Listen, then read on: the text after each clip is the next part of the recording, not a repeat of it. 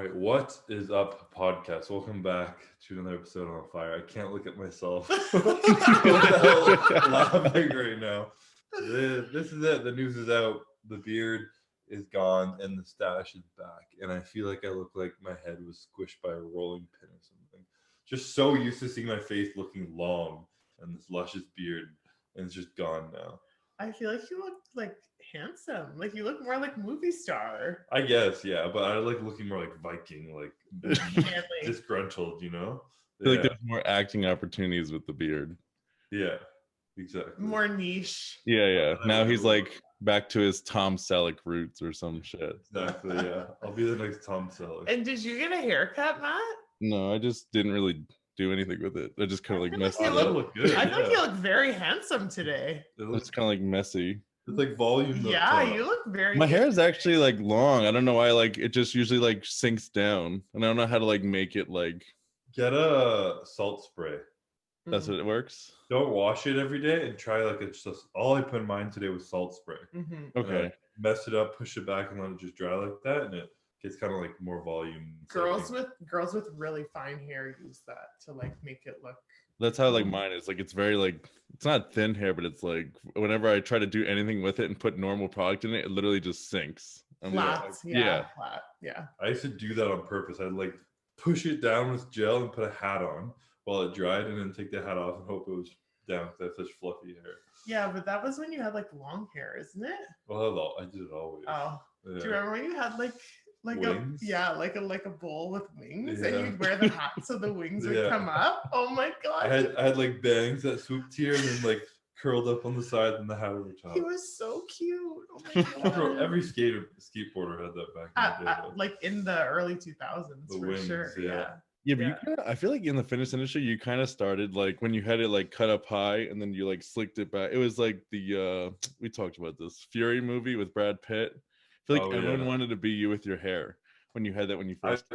Who had that before me though? That Australian guy, Zach something, I think. Ansley? Heath, or is he just like he a doesn't fitness compete, guy? but he was like a big fitness guy with shreds and Paige Hathaway and shit, I think.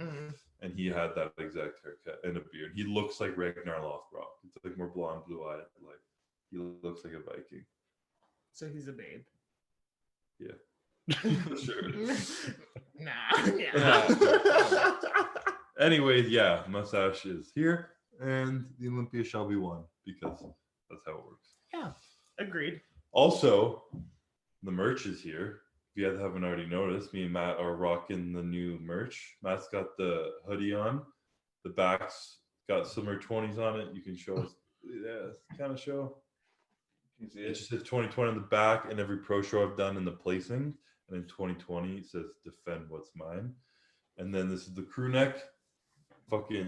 We went with the really thick, high quality things again, obviously, because and this is fucking embroidered. Yeah, this is That's so nice. So this was like the extra little step we did this time, not just screen printing, it's actually like stitched on there. So super high quality and it looks legit. So it feels like a Champion hoodie. Melissa asked me if it was Champion.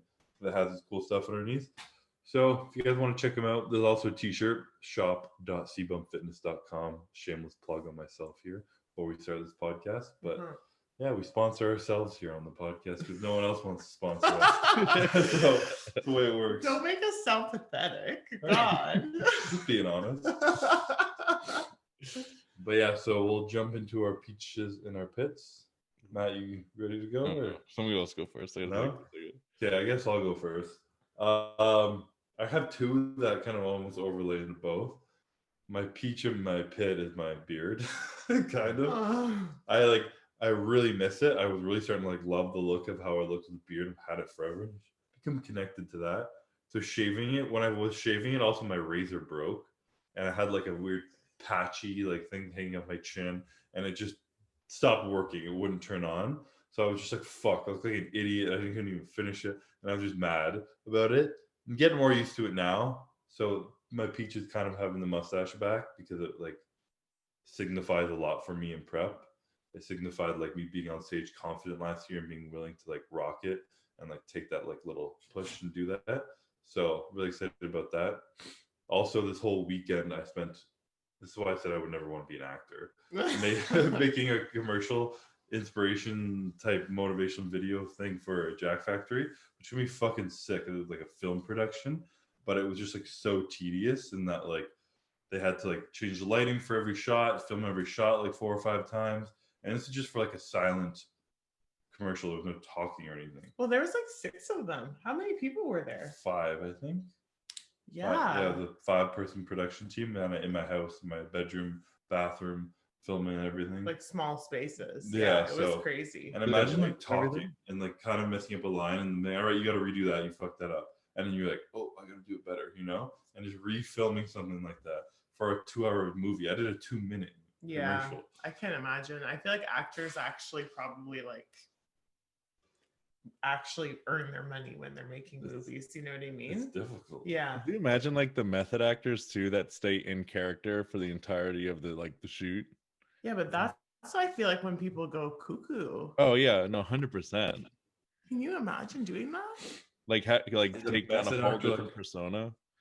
What's a method actor? They like choose to kind of immerse themselves in their character for the entire period of production. Oh, it's like a and they never break. They never break. Ledger? Did he do that? He did I that think essentially. he did that for the Joker, right? Yeah, I think he like he literally almost drove. I think he was already had some kind of depression and stuff, but he kind of almost illness, yeah. The way he like studied and became, I guess, the Joker, he ended up like not being able to sleep, became an insomniac and everything like that. So it really doesn't, it could help or hurt you, but a lot of the actors that do it are like super good at what they do. Yeah. High risk, high reward. Yeah. That's sketchy. I don't think I'd be able to sit there and like hold an accent for like 3 months. Imagine just like you get going into a long line and you just lose your accent. Fuck, gotta redo it. Yeah, but I feel like you'd actually start to think that you have one. Yeah, that's what I would when think. I hang around with like Courtney for extended periods of time, or like Julian, I start to speak in like their Chicago accent or in a French accent. And I'm like, what's happening to me? You're a douchebag and I can't stop it. Like, it's so weird. I used to do it with Nathan Diasha because he's got a very thick one. So I'd almost say it back to him. And I'm like, no. He's got such a fucking thick accent. But he sometimes I can't even understand what he's saying. So that's why like I started doing, I'm like, what did I just say? I can't understand himself. Yeah. That's hilarious. Yeah, I have these 2 friends when I was in Vancouver, Jordan's friends. They lived in Australia for 2 or 3 years, and they have this like jumble of English, Australian. One of them lived in England for a while too. England, Australian, Canadian accent, and it like goes back and forth. I'm like, are you faking this to be cool? Yeah, but that's what I get scared of when I get like a weird thing. I'm like, someone's gonna think that I'm trying to do this. Yeah. You know what I mean? When like I feel like it's something that you actually start because you're listening so much, and then you just start to like say it. I don't know.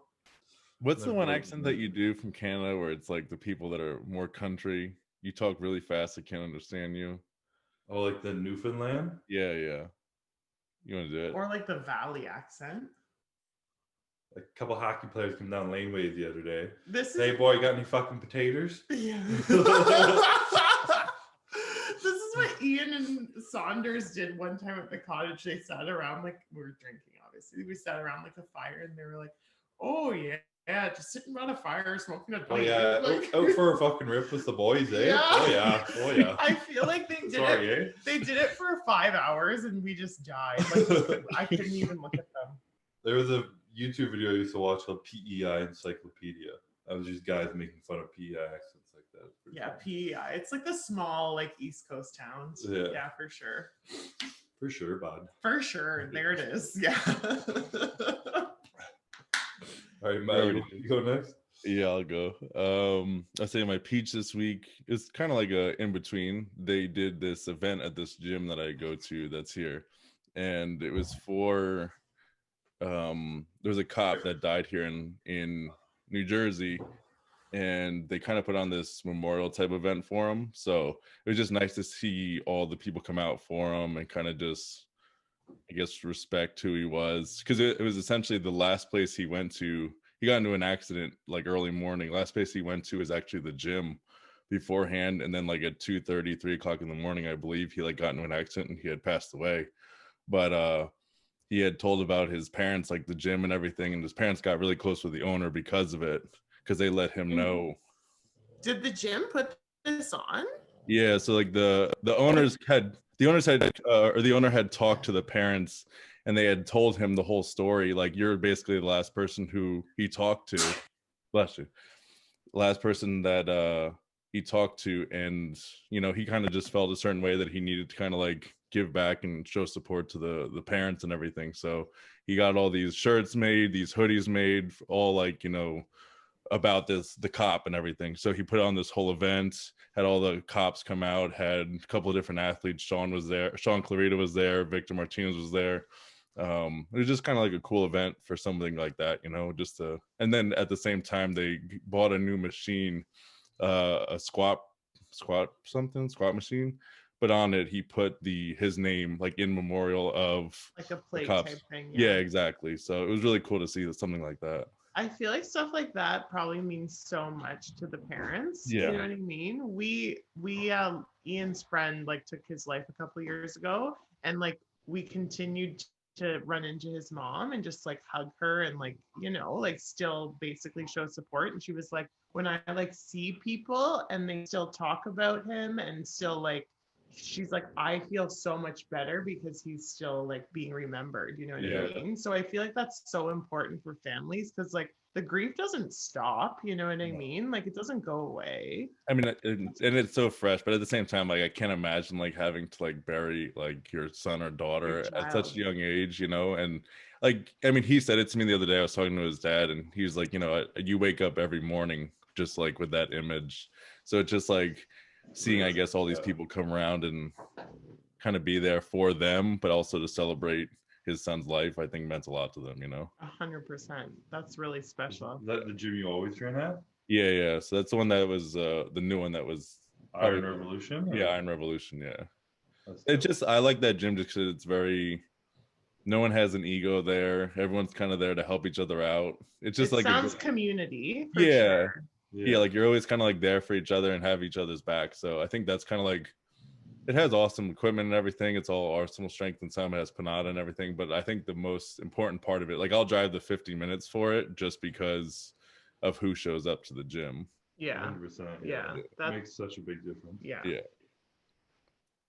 I'd say my pit this week was, I'll keep it short because I don't really know too many details of it, but one of my family members had gotten into like a car accident, and so I had to like go into the hospital and everything, and they're kind of like waiting on test results and stuff because it had a hit pretty hard to the head, so they're kind of like waiting for some results on that. So I don't really know. Are they still in the hospital? Yeah, they had to do it. He was actually going out to his car, and I guess he stepped to go open up in his door between two cars, and some lady totally didn't see him and then kind of just hit him. So that was in the car. Oh, no. He wasn't in the car, no. Jesus. So I'm just, if anybody could just keep him in your prayers. And yeah, we'll think about that for sure. Fuck. That's fucking terrifying. Yeah. Well, I feel like I don't have a pit, and I'm definitely not going to try to think of one after that one. No. Well, I mean, my pit kind of was last week, why we like missed doing the podcast, which like Christopher took I guess we didn't even talk about that. Yeah, Christopher took the hit and was like, oh, I'm 4 weeks out from prep, we're not doing it. But like secretly it was me, and I would like message and I was like, I can't do this right now. Or like, no, I think I was like gonna try to do it. And Christopher was like, yo, like chill out. If you can't do it, we don't need to do it. We can miss a week. But we dropped merch for Ian for Team Balier for the first time ever. Well, not actually, but like serious. Most official. Yeah, like I made a website and I did all the ordering and I was running it. And we had like a hiccup, and it was it's more emotional when the business and personal things overlap.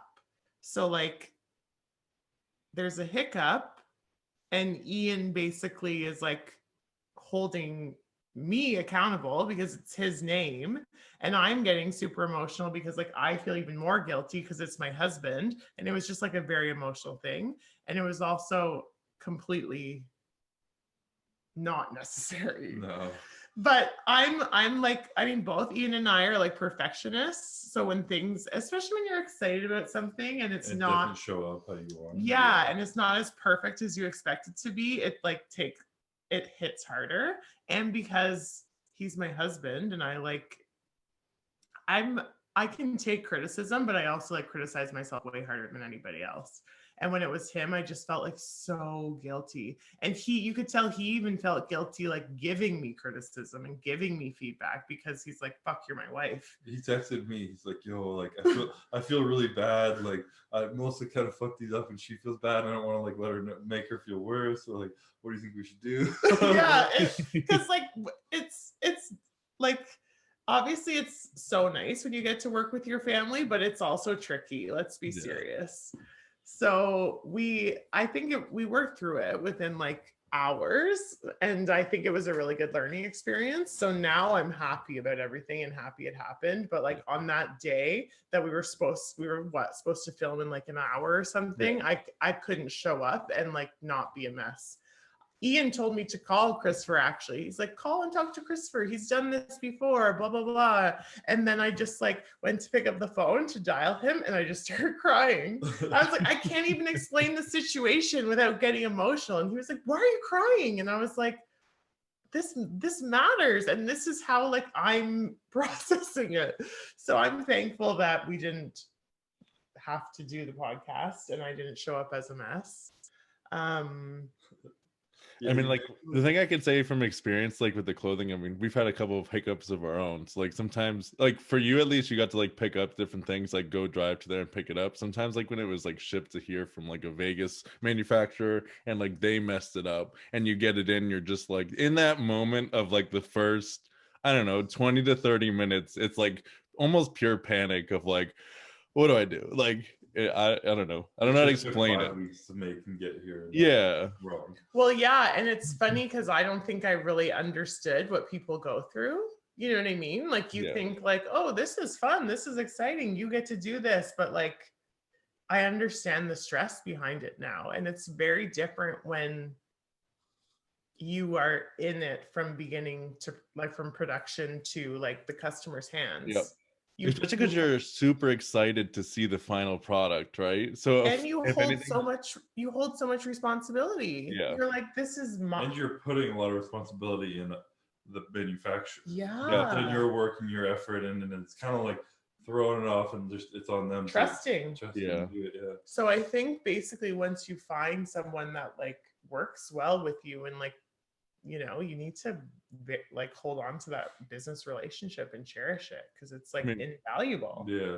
At this point, imagine like the overseas ones from China where you custom cut it, you get your sample, you do an order of like 20,000 by $100,000, and then it comes in and they're all wrong. Like you'd freeze. And that takes what, 6 months to do custom shit like that too. Like that's the thing. I feel like there's so much that you need to like double, triple, quadruple check before you actually sign off on that thing. And I definitely did not do that. So we also were pretty late. Yes. You didn't have time to ask for samples. Exactly. So huge learning. And I think it's like, it's healthy to give yourself like months, which is why it's funny. I worked for Lululemon. I know that like in like December of 2020, they're planning for Christmas of 2021. You know what I mean? Like I know that, but it's applying it is totally different. But I think that fuck up just made me like probably never make that mistake again. Yeah. So that's how you learn. Yeah. My peach. I mean, we were talking earlier, but my real peach is that today's my second wedding anniversary. Happy anniversary. Oh yeah, happy anniversary. Yeah. So I was actually have you guys watched The Undoing on Crave? No. Oh, Crave. Okay, well, you should. It's actually a really good fucking show. But I was watching an episode like 2 days ago, and the girl's father was like talking to her about her marriage basically and why he never liked the marriage. And he was saying something like, you gave your husband a roadmap of who you wanted him to be for you. And he followed that roadmap. He followed the directions and became your quote unquote perfect husband. And he's like, but like, that's someone who knows how to act and knows how to behave. That's not like real love and a real marriage. And I was like listening to that, I'm like, oh my God, it's like I've learned over whatever the last 8 years of being with Ian that like you love someone for who they are and they start showing you things that you want in a partner that you didn't even know you actually wanted. So like this like I never really understood what loving someone was until I met him, because now I'm like learning new things about him and realizing like, wow, you're showing me things that I want in a partner that I wouldn't have even known unless you had shown me these qualities. Yeah, someone could have been like, write down what you want in a man, and you couldn't have thought of that. I couldn't have. He's showing me. So I think it's just like, I mean, every day I'm thankful, but on like anniversaries and stuff, you just like think about how lucky you are to have someone like him. And I feel like over the last like year, we've gone through, well, 2 years, we've gone through some like pretty deep, dark shit. You know what I mean? And it's really powerful when you like are with someone that you can show your deepest, darkest shit to and know that they'll still love you. And you know that they can show you their biggest, deepest insecurities and their really like dark shit. And you not only still love them, but you love them more because of it.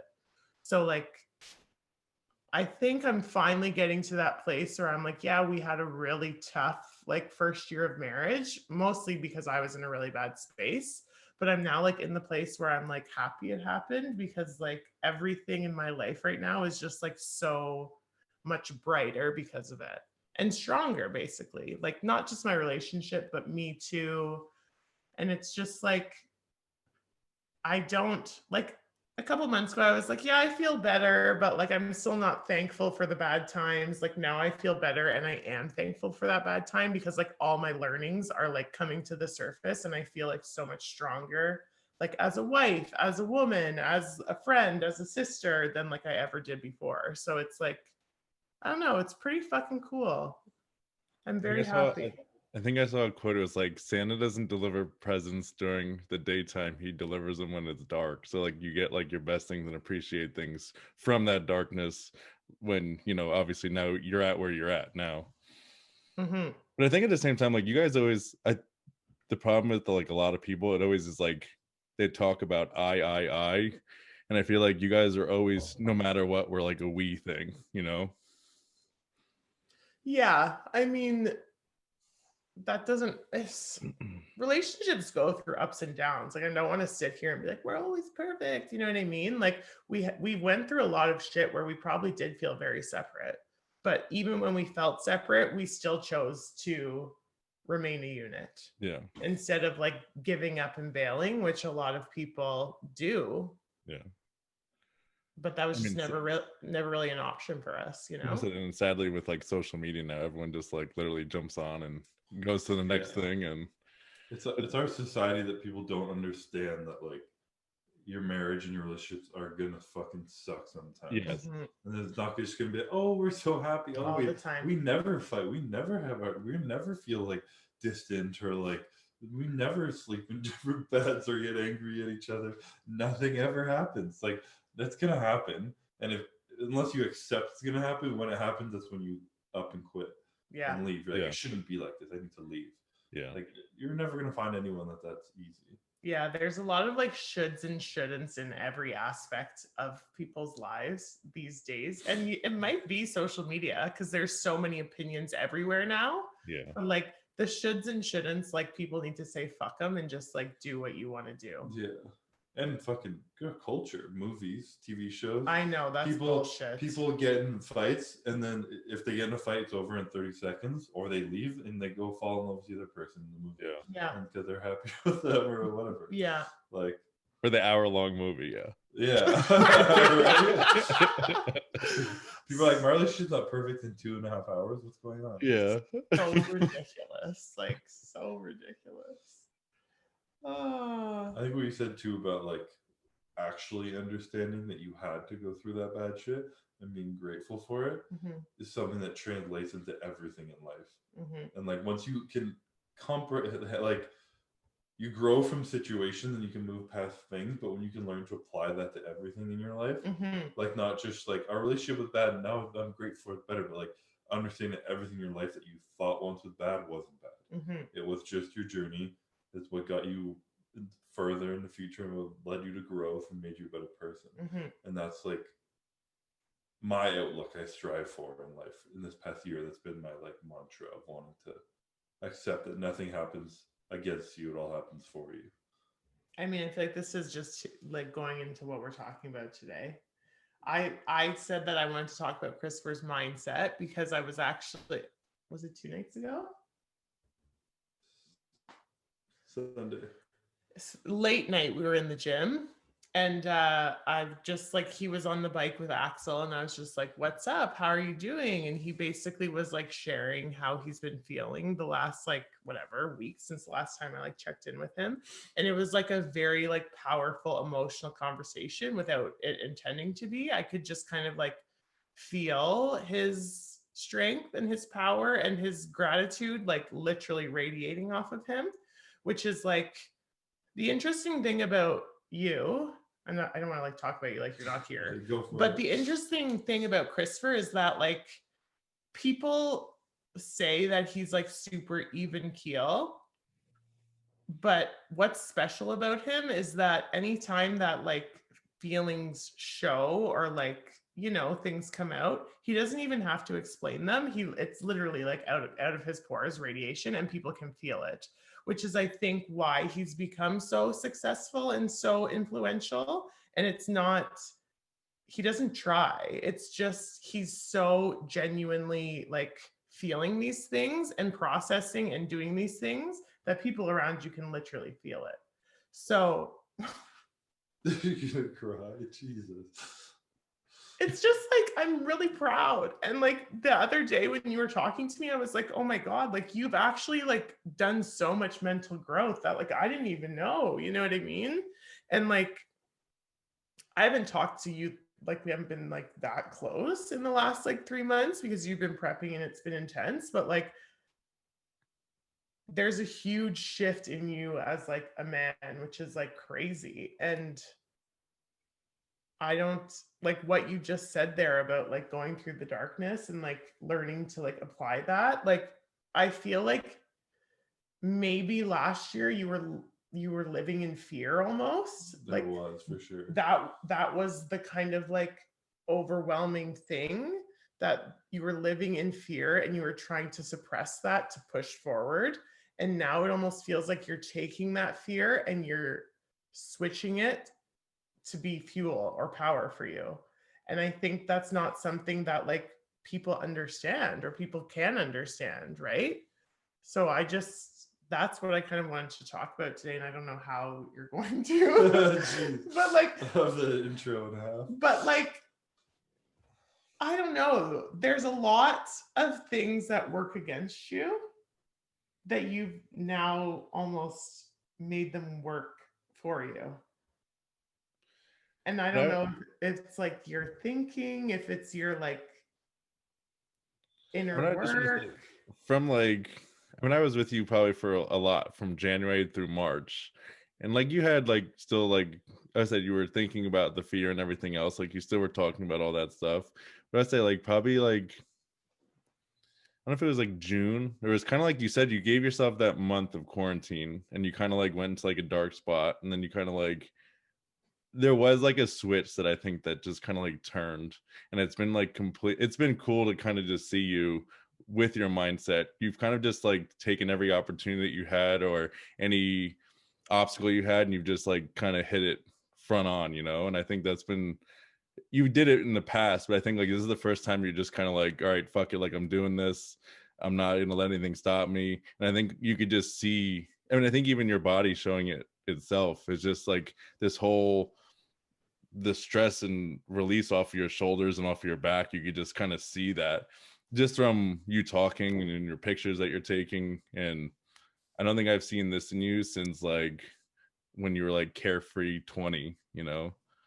Yeah, and I don't think I haven't felt like this since I was too ignorant not to know any better. Yeah. Like when you're just a kid and everything's just good, like it's like, you know, and like the reason I am like of that, like how everything has to happen is because I believe the only reason I feel like this now and I like feel so like confident in myself and like I have fear, but I can overcome it. I'm just like sure of it is because of the last few years of living in it for so long.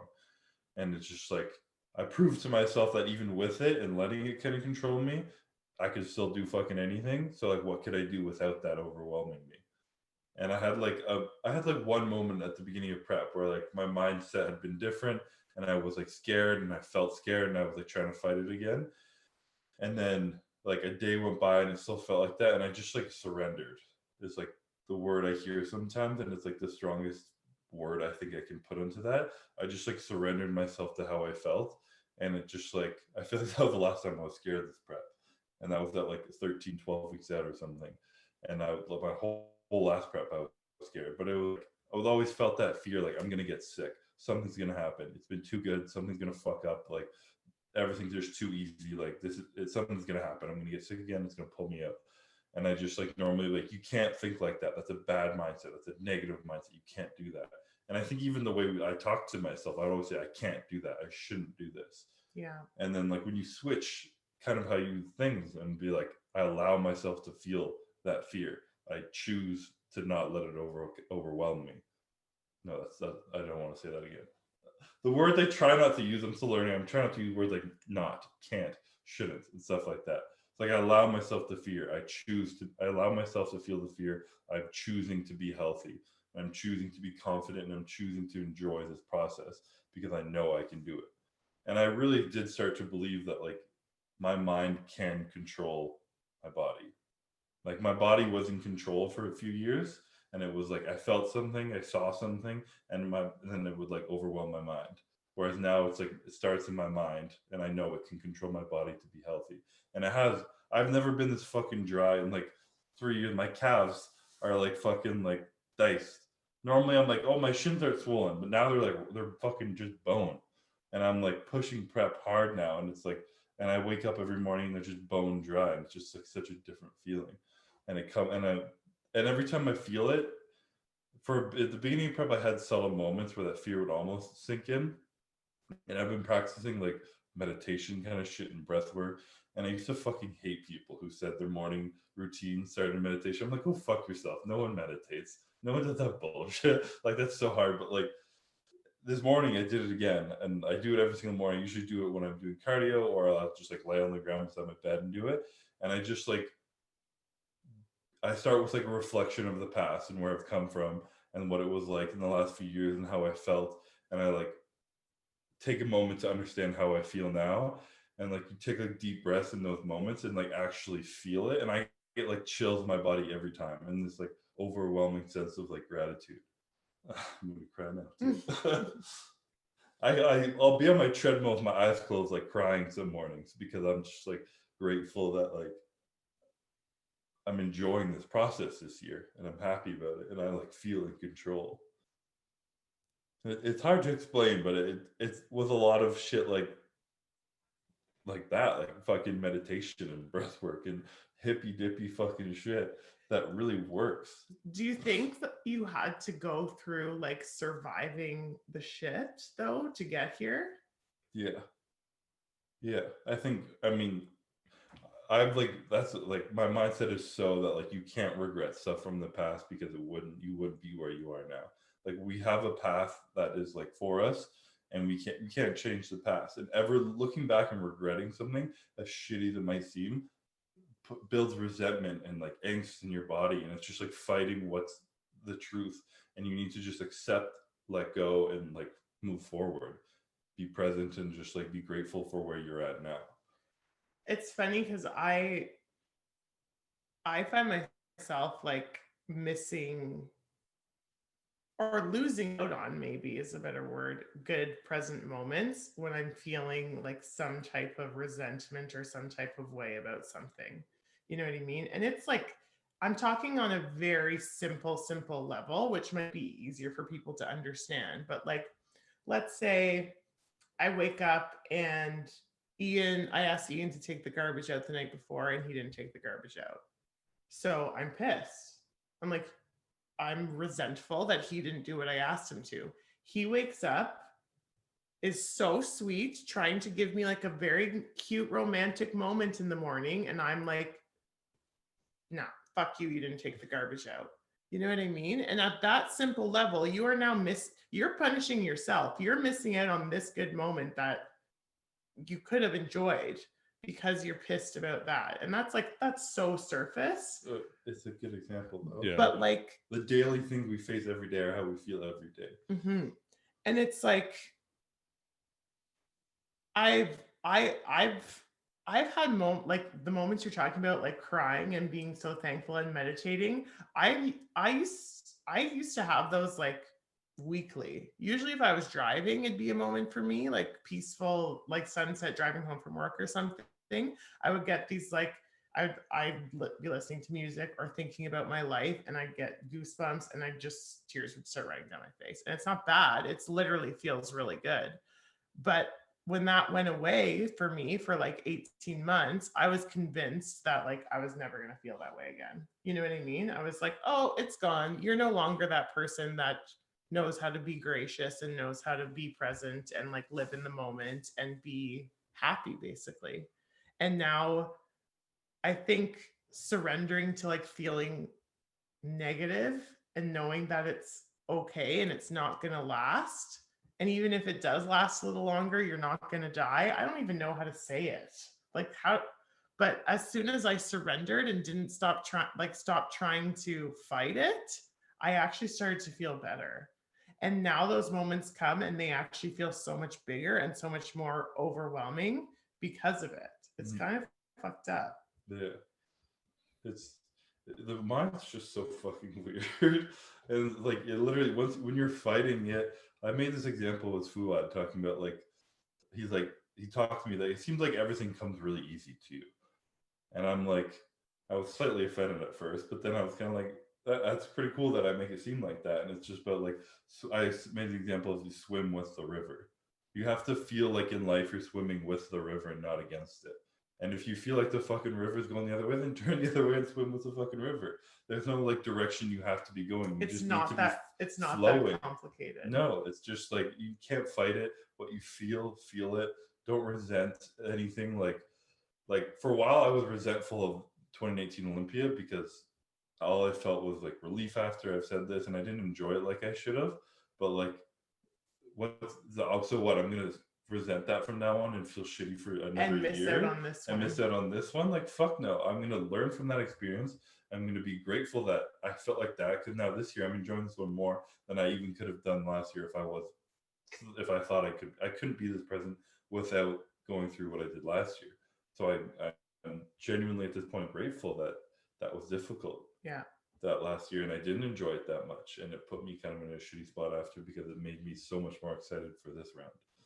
Yeah, but you weren't there a couple of months ago. No, this is no. So I said it was like June. I think like I really saw like a difference in like everything, like from that's too early. I remember talking to you end of summer, and you were still talking about like negatively talking about your 2019 experience. The shift started probably the end of June, maybe, but I still had those moments where I would like.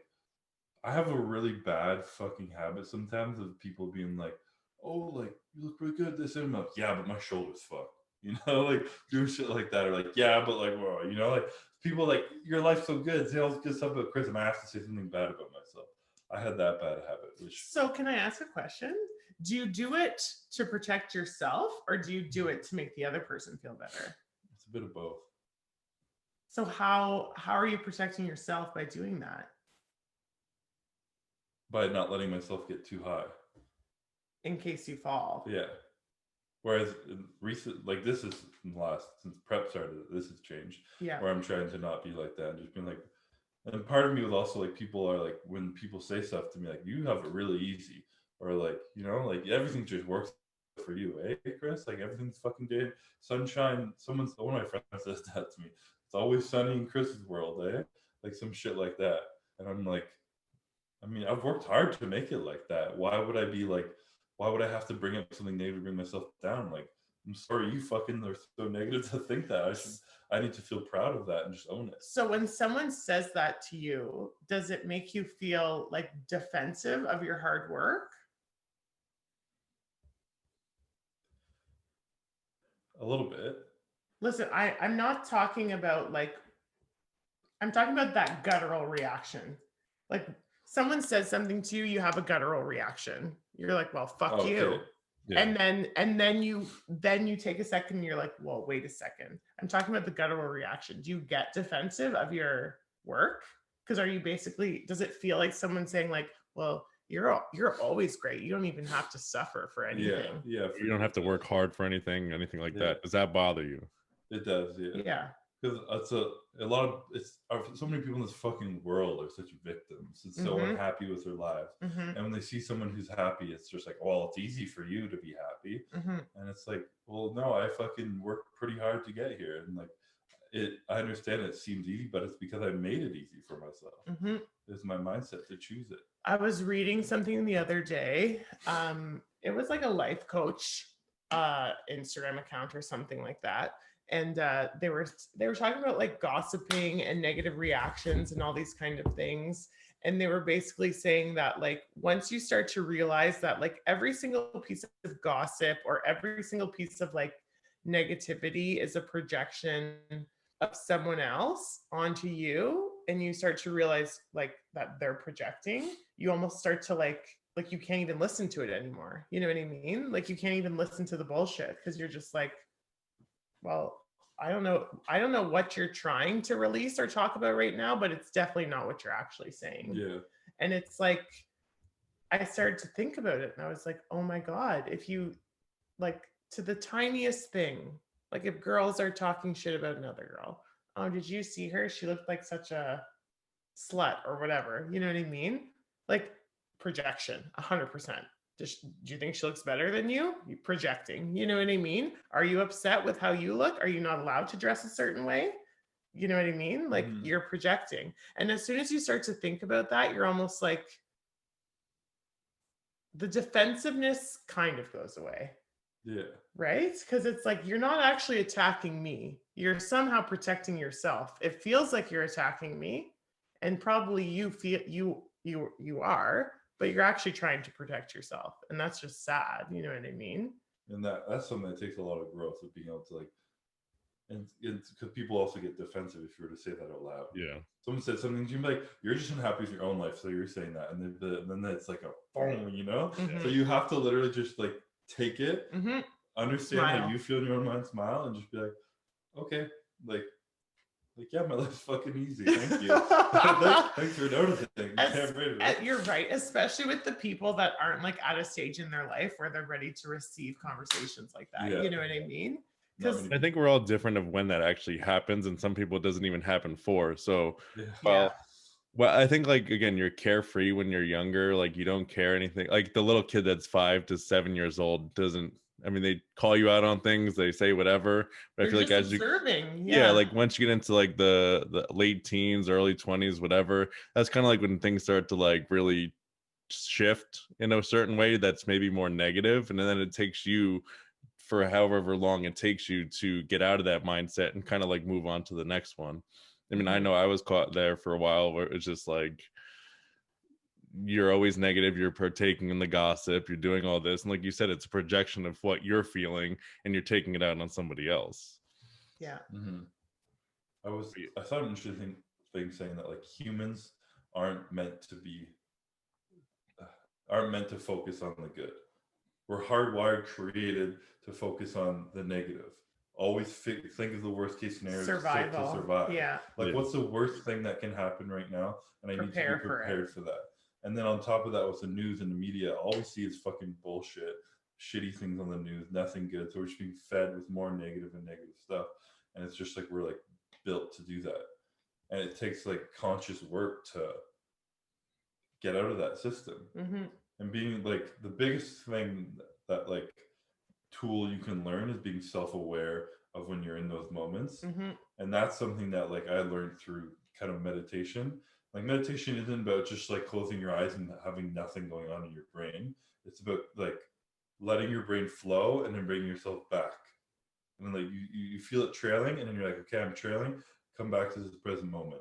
Or if you start thinking something negative, realizing it's negative, why am I thinking that negative thing? Come back to the positive present moment. Mm-hmm. The more you do that in your own head, when you're in like daily situations, and you can catch yourself. Yeah. You're like I started to catch myself when I said that shit.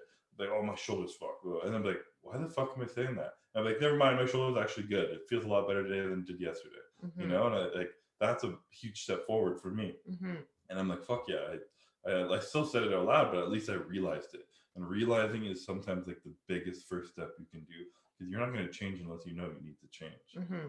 And everything is a practice. Like you talk about like losing gratitude and shit. Mm-hmm. Like every morning I fucking wake up and I do like a gratitude thing with cardio or whatever. And at night you can fucking journal and talk about what was good about the day. Mm-hmm. And if you have these like constructive things that you actually like do in a routine, it starts to become natural in your brain. Mm-hmm. It's not just like, well, I need to be more grateful. All right, let's just do it. Mm-hmm. Like you're gonna forget when you make your spill your coffee on the ground and get pissed off at it, you know? Mm-hmm. It's like it's work, it's practice. I've started to just say it out loud. Like I'm not really I did try journaling 100%, especially when I was like almost like looking for, I was just trying to help myself. Yeah. And I tried it and it didn't work, but like I've started doing it out loud to people, you know what I mean? Like saying like, we're so lucky to do this, or I feel so lucky that this is this. And it's like, it almost like is creating space too for other people to do it. And it's probably been like a month that I've been trying to do that. Like even when walking to the gym, you know what I mean? And like, there'll be a stranger talking to me and I'd be like, aren't we so lucky to have this gym? And it's like, it's now innately like coming to me, and it's just like pouring out of my mouth. And it's so nice. And like, I feel like people need it and want it, versus like people that are like, oh, it's dark. Like I do this all the time. It's fucking cold as shit. It's freezing. It's dark at 4 p.m. It's dark at 4 p.m. And Ian is very much the person that's like, oh, it's fine. You know, I'll complain. And Ian just like fucking ignores it. You know what I mean? No, it's fine. And I used to get so mad. I used to validate my feelings. You know what I mean? And now I'm like so the opposite. I'm like, you're right. It's fine. I can have a good workout right now. Fuck this. I don't care if it's dark out. I don't care if it's hot or cold or whatever. And it's like, it's changed so much of my day to day. It's fascinating. And I used to be someone who's always like, well, when am I going to find time to just like sit there to relax, to like self-reflect and everything like that? And I used to always, if I was stuck in traffic, I would literally like, I hated myself. But I started using like, or say like driving to the gym, like the gym I go to, like it's 15 minutes away. I was like, instead of like being like miserable in the car for 50 minutes, that's where I started doing the same things you guys are talking about. And you start reflecting, so becoming more self-aware and saying like, yeah, it's 50 minutes, but how lucky am I to go to like this cool gym that like you have your friends there, you have you could work out, it has good equipment and everything like that. So you start seeing like the positives instead of the negatives. Mm-hmm. See, that's powerful too, because you're learning that you can take something that used to make you feel annoyed and shitty in traffic, especially in fucking Jersey, and you're teaching yourself, my perspective is my world, you know? Yeah. So if your perspective changes on that, why can't it change for anything you think is bad?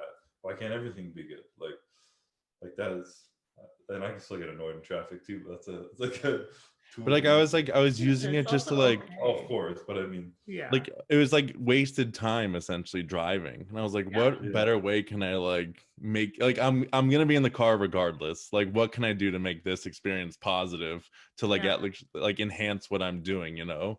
I used to always just look at it like, oh my god, I'm wasting another fucking hour in the car today, I'm wasting this or whatever. But now I'm like trying to use it as, like you said, whether you're doing cardio and you're doing meditation, like I'll do it in the car instead.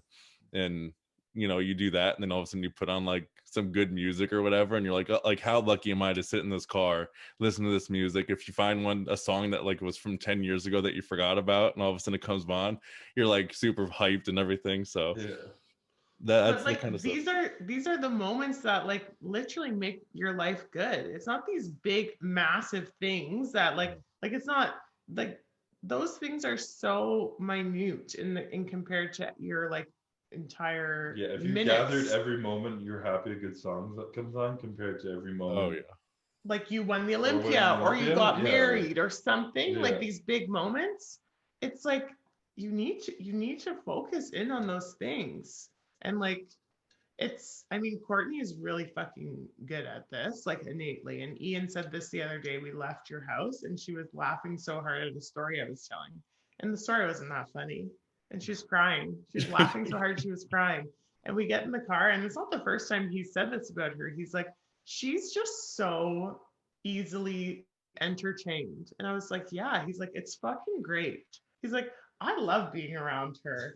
And it's true because it like she's so happy-go-lucky that like I could say the most ridiculous thing and she thinks it's like so exciting. And then like your vibe is like you're so excited. You're She's like, a great hype girl. yes, it's amazing. And I said to her the other day, I was like I kind of was like, we were talking about something pretty deep, and I was like, you understand like your value and your worth as a woman, right? Like who you are as a woman cannot be like it's never been replicated, because she's just so balanced and so happy and so giving. And I was like, you need to like tell yourself this every day, because you are a rarity, especially in women. You are such a rarity. And she was just like, you're right. And I was like, fuck yeah.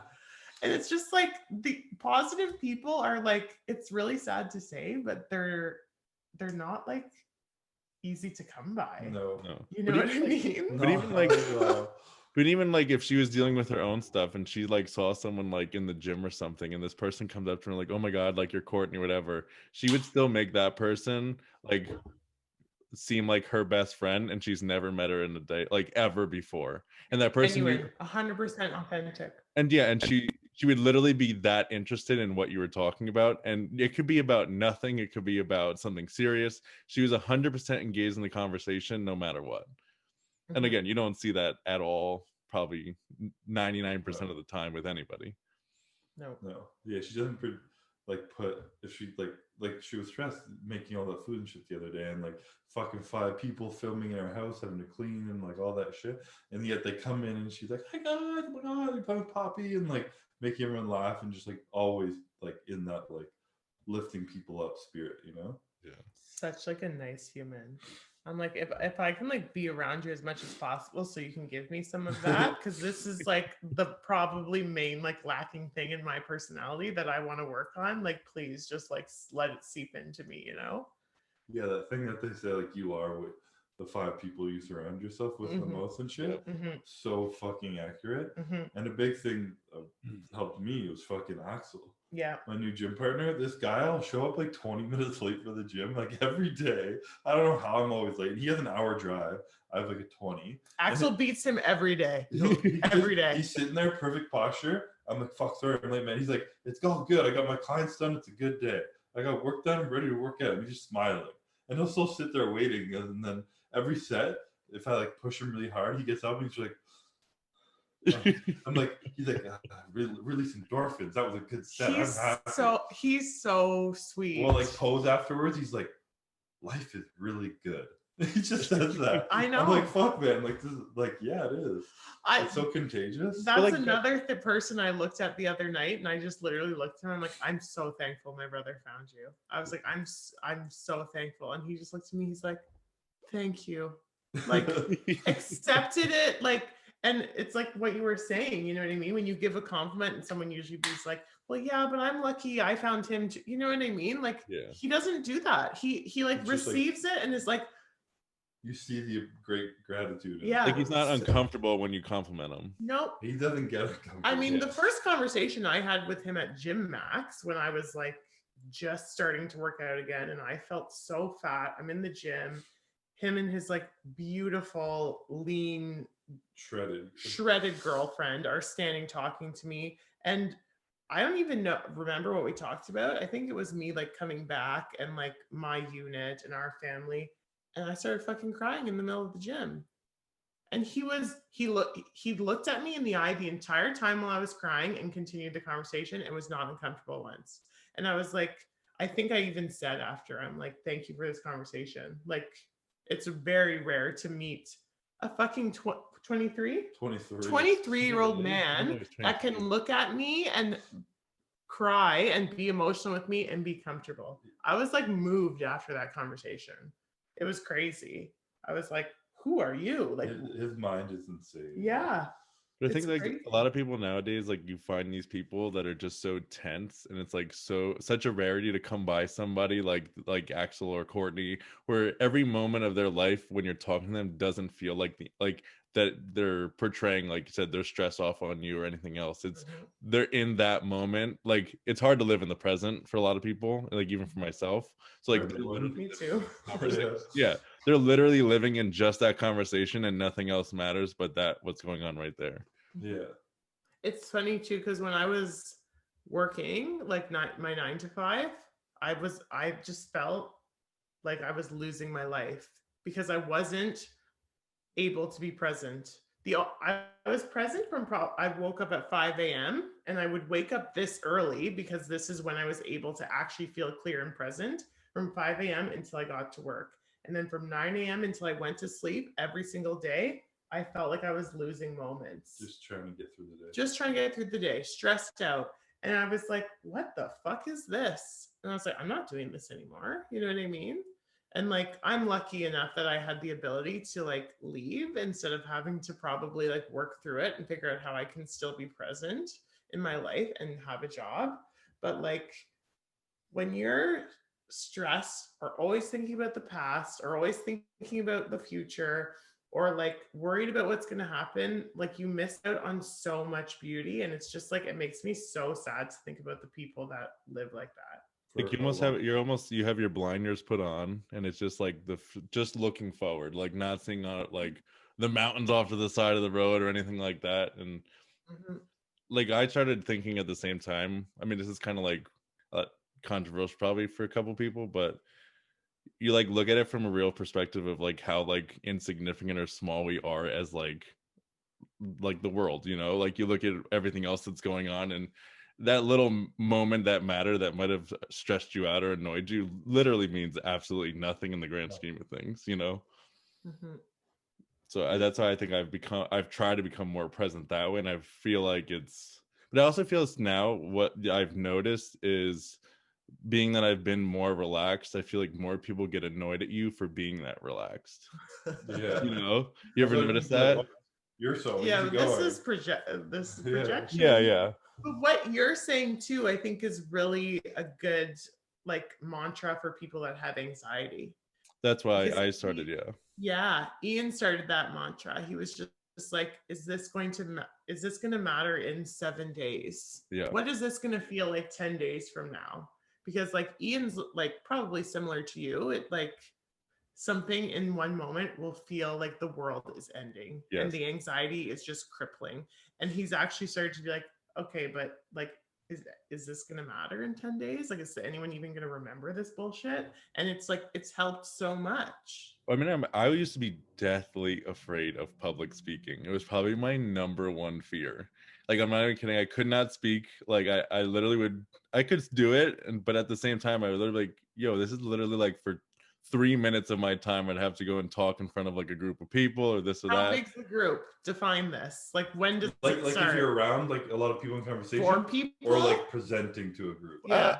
I mean, it could have been both. Like, I used to always like overthink in my head, like you try to think out the conversation sometimes before it would even happen, or if it was in a group presentation type of thing, or like, because I used to have to go on these like sales pitches and stuff. So sometimes it could have just been a room of 10 people, but it was like 10 people of like the highest people at say Vitamin Shop or this or that when they were bigger.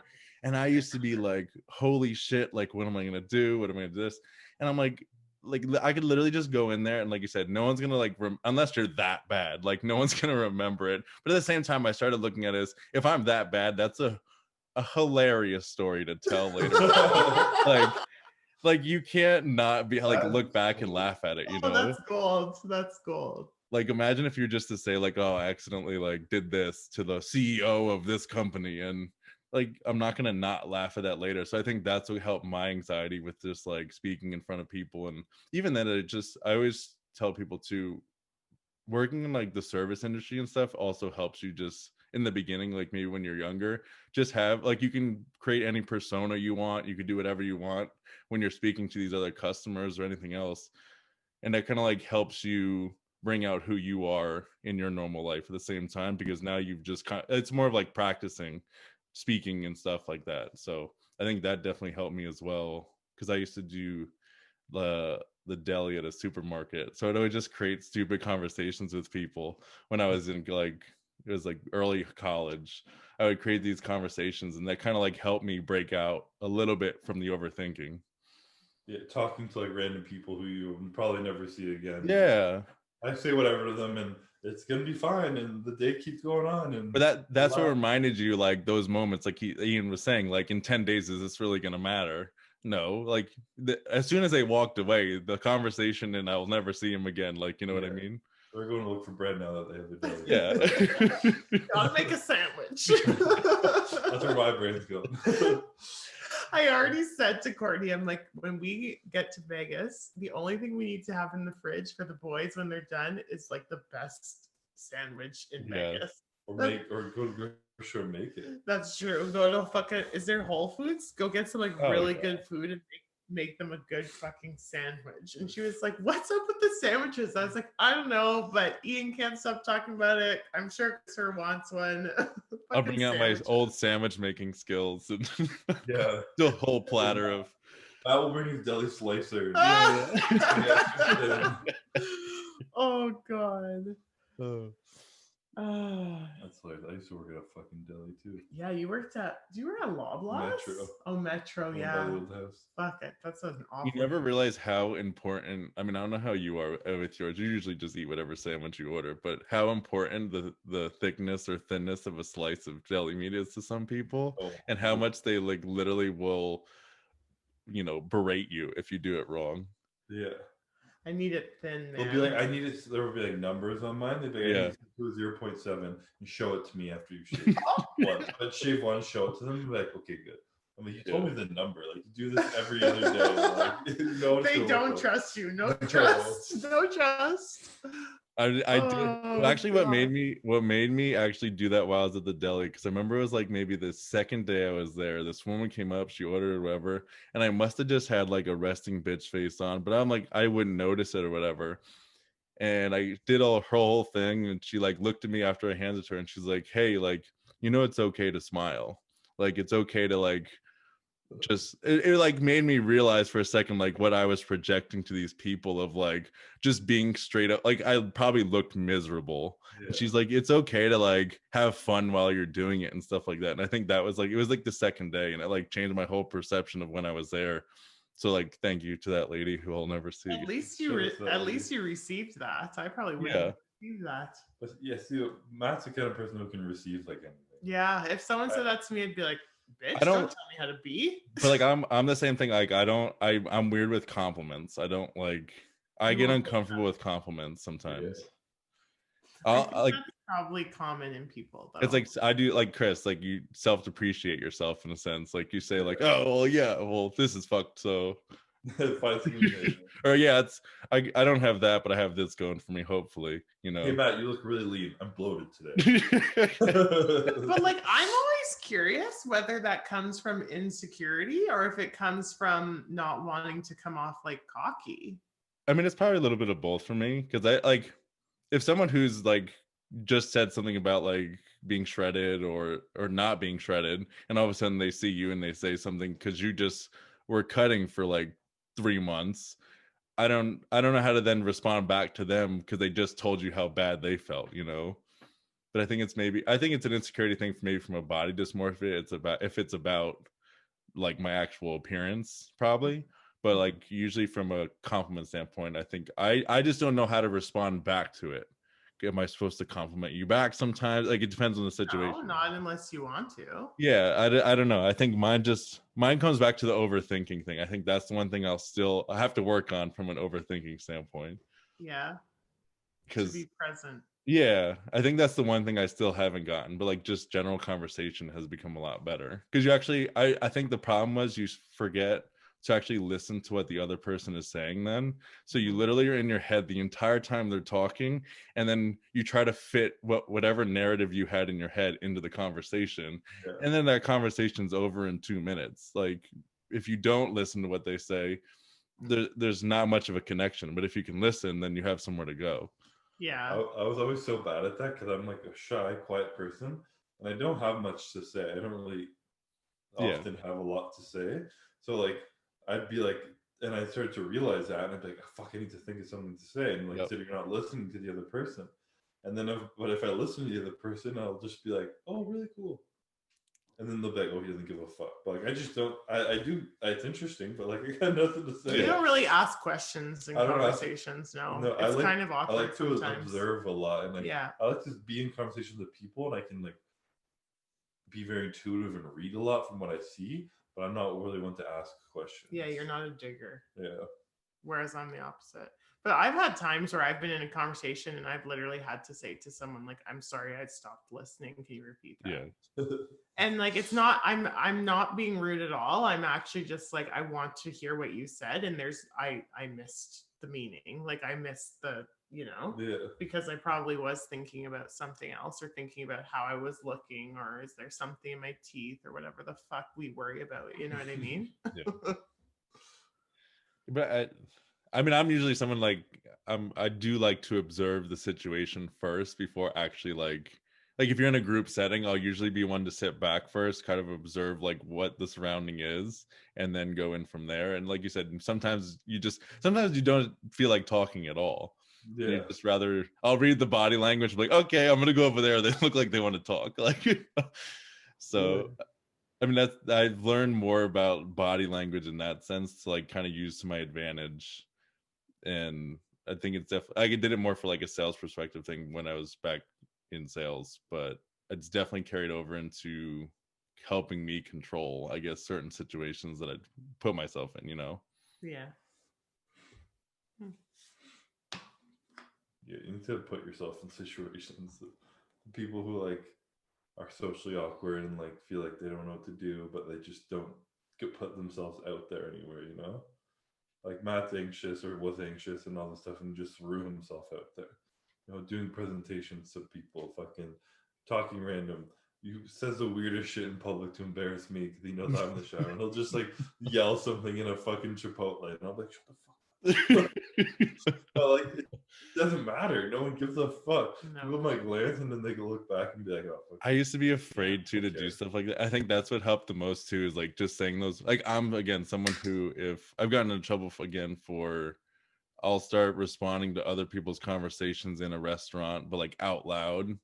And sometimes they'll hear you say it and then they're like, well, what the fuck are you, like, why are you listening to me? But at the same time, it's helped me kind of be less anxious in that moment. Cause again, at the end of the day, you leave that restaurant, like it's over. Nothing happened. It just, again, is something that was funny.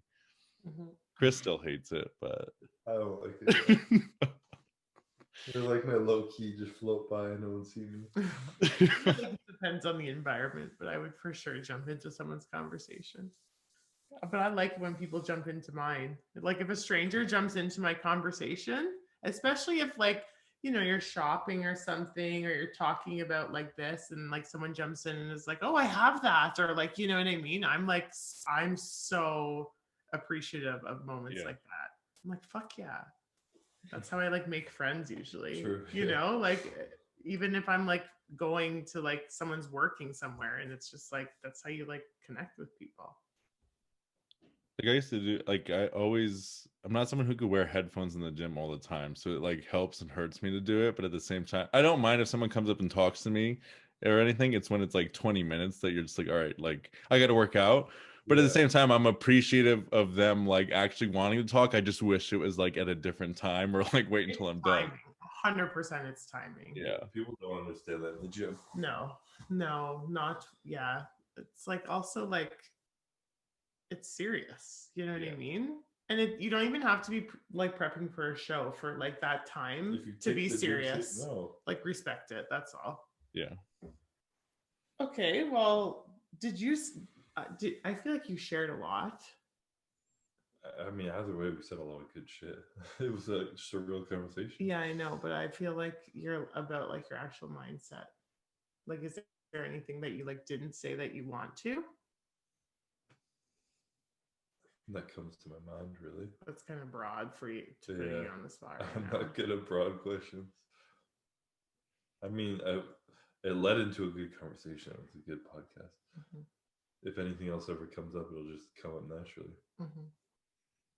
Do you want to ask though, if you were to step on stage with 4 other guys, any era, who would they be?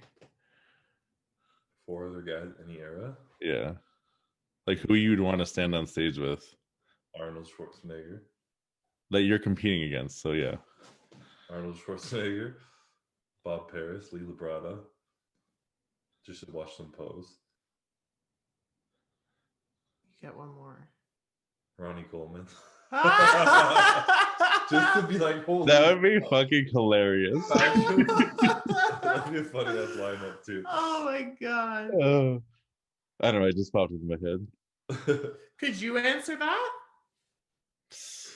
I don't even think I could. I mean, I think it would, again, Ronnie would just be from the sheer, like, you'd want to see him. Like, I don't think anyone in our lifetime or ever can someone look like that ever again. I really don't think anybody can. Arnold, just because he's Arnold. I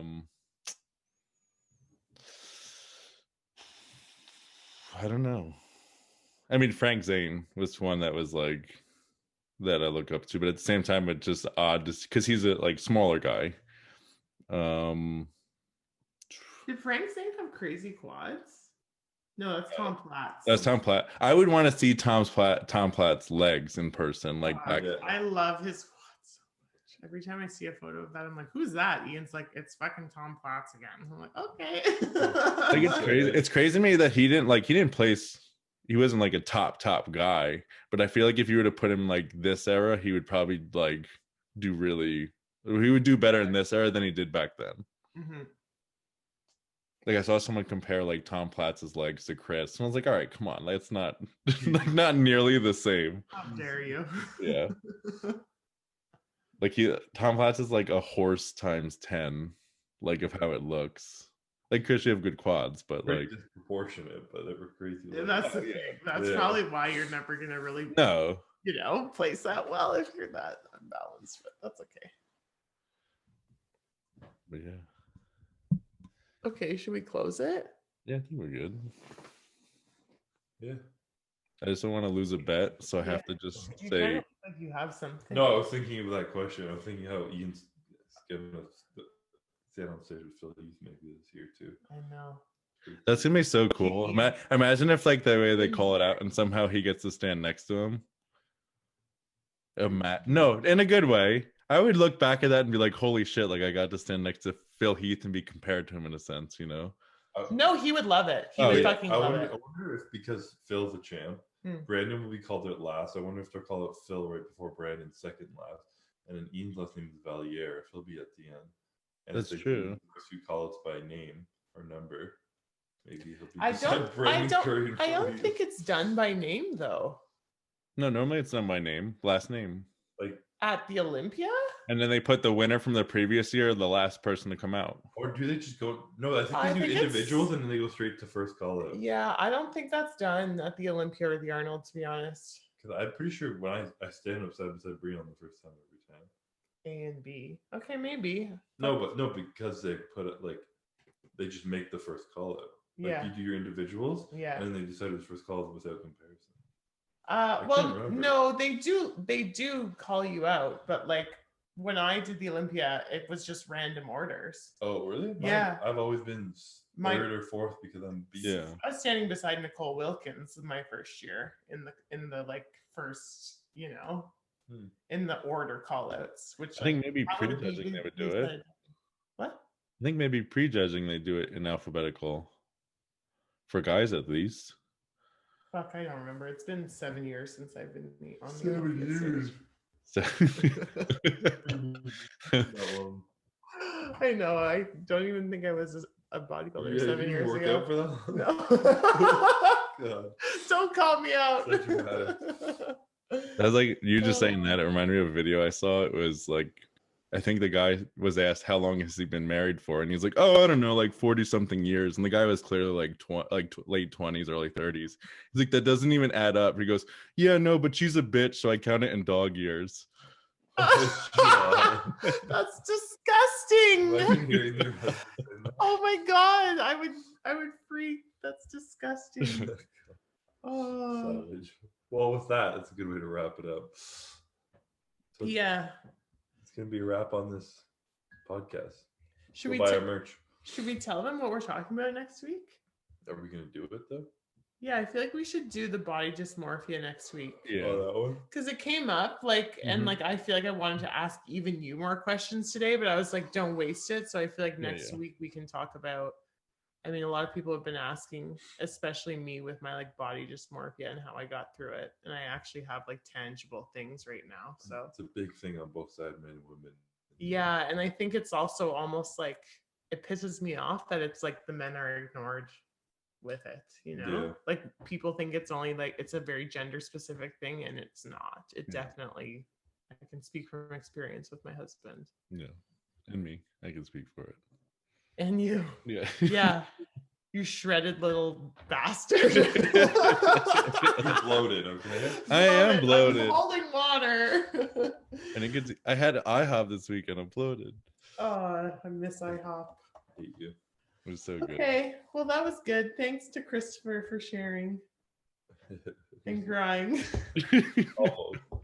Almost. I held Got it 2 cries today. down. Yeah, you did too. I cry every week. Yeah. Almost. I tear probably every second week. Really? I don't know. I respect it. Make it dramatic. Good for the views. Oh, okay. All right, Alright. that's a wrap. Peace out, Peace. guys. Thanks for listening. Catch you in the next one.